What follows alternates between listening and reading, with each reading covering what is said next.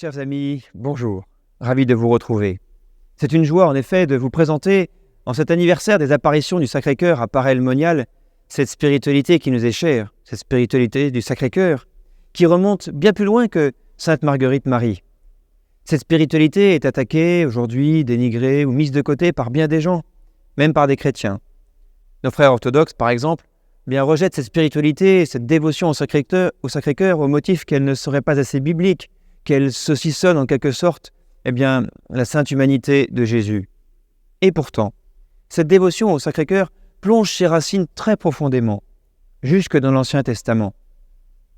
Et c'est précisément ce que nous allons voir aujourd'hui. Loin d'être une dévotion décadente apparue au XVIIe siècle, on voit des traces parfois explicites, parfois implicites seulement dans l'Écriture, dans l'Évangile bien évidemment, mais aussi dans l'Ancien Testament. Ouvrons la Bible, au livre de la Genèse. Dès le chapitre 2, nous voyons le premier homme sur qui Dieu fit tomber une torpeur pour qu'il s'endorme. Et Dieu prélève quelque chose de son côté, une côte, peut-être même le cœur. Il referme la chair à sa place et façonne une femme avec la côte ou le côté. Ce premier homme est la figure du Christ, évidemment. Il s'endort, c'est-à-dire qu'il meurt. Il se fait ouvrir le côté et de ce qui sort du côté, du cœur, naît l'Église, l'épouse du Christ, qui est vivifiée par les sacrements, symbolisés par l'eau et le sang qui jaillissent du côté ouvert du Christ à la croix. En mettant les bonnes lunettes, nous voyons d'emblée que la Bible, et toute la Bible, nous parle de Christ. Et ce n'est pas un hasard si dès les premières pages, il nous est donné de contempler cet homme au cœur ouvert, ce cœur ouvert, ce Sacré-Cœur. Poursuivons avec l'arche de Noé, où toute la création a été sauvée parce que enfermée dans l'arche. Et après le déluge, qui figure le baptême, toute cette création est sortie depuis le côté ouvert de l'arche. Encore une fois, ce côté ouvert de l'arche. Toute cette création y était comme enfermée, protégée dans le cœur de Dieu. Allons voir maintenant du côté des prophètes. Le prophète Jérémie, celui qui a connu la triste dévastation du temple de Jérusalem par Nabuchodonosor en 587 avant Jésus-Christ. Jérémie nous présente Dieu comme la source d'eau vive, au chapitre 2 et chapitre 17. Malgré tous les bienfaits que Dieu accorde à son peuple, celui-ci se détourne de lui. Mon peuple a commis un double péché. Ils m'ont abandonné, moi la source d'eau vive, pour se creuser des citernes lézardées qui ne retiennent pas l'eau. Et cependant, Dieu n'abandonne pas son peuple. C'est le prophète Osée qui est le témoin privilégié de cela. Malgré le péché d'Israël, il promet une alliance qui n'aura rien de semblable avec les précédentes.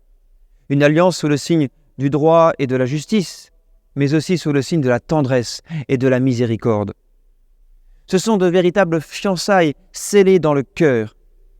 Fiançailles scellées dans le cœur. Dorénavant, la loi du Seigneur sera inscrite non plus sur des tables de pierre, mais dans le cœur même des hommes, de tous les hommes. Le prophète Ézéchiel, au chapitre 36, nous dit « Il répandra sur eux une eau pure, et ils seront purifiés. Il ôtera de leur corps le cœur de pierre, et il leur donnera un cœur de chair. Il mettra en eux son esprit, et ils observeront sa loi. » Première transplantation cardiaque, en quelque sorte. Les hommes pourront vivre au rythme du cœur de Dieu. Le même prophète Ézéchiel, donc 6 siècles avant Jésus-Christ, a cette vision de l'eau jaillissant du côté droit du temple qui devient petit à petit un fleuve immense, un fleuve infranchissable. Là aussi, nous avons le symbole du cœur du Christ ouvert et qui déverse ses grâces surabondantes sur le monde. Enfin, le prophète Zacharie, 2 siècles avant Jésus, nous dit que cette eau jaillira telle une source quand les habitants de Jérusalem lèveront les yeux vers celui qu'ils ont transpercé. Nous pouvons ajouter à cela la littérature de la sagesse. Je citerai simplement le psaume 40, qui rappelle que la loi de Dieu est inscrite dans le cœur de chair. La foi, le dogme, la piété de l'Église se désenveloppent progressivement. Et la dévotion au Sacré-Cœur est une parfaite illustration de cela. Cette spiritualité est venue au grand jour avec Sainte Marguerite Marie. Mais comme nous venons de le voir, elle trouve un fondement biblique très ancien. même si cela est parfois seulement implicite.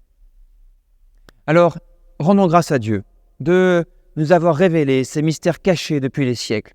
Rendons-lui grâce de nous avoir donné les bonnes lunettes pour arriver à lire correctement les Saintes Écritures et avoir toutes les traces de son Sacré-Cœur. Alors, plongeons maintenant dans le mystère insondable du cœur de Dieu. Bon carême à tous.